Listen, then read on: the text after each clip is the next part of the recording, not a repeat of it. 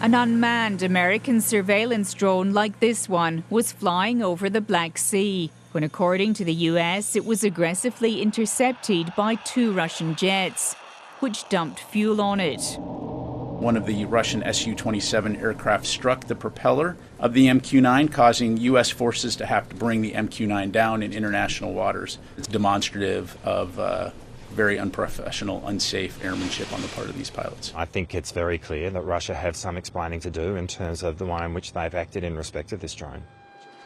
As Vladimir Putin visited a helicopter manufacturer and took the controls of a flight simulator, Moscow put out a very different version of events, describing the incident as a provocation and saying the US drone crashed because of sharp manoeuvring and that the Russian fighters did not come into contact with the unmanned aircraft.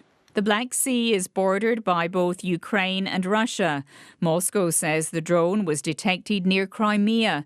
In airspace, it declared off limits as part of its so-called special military operation in Ukraine. The last thing the Americans want is to escalate tensions with Russia and risk being drawn further into the Ukraine conflict. They've used strong language around the incident, describing it as reckless, and they've summoned the Russian ambassador, but they're hoping this can be resolved through diplomatic channels. Ukrainians continue to count the cost of yet another missile strike. And in the brutal battle over Bakhmut, careful on you! Russia has again been accused of firing white phosphorus munitions. Many in Ukraine would welcome more American involvement in the war.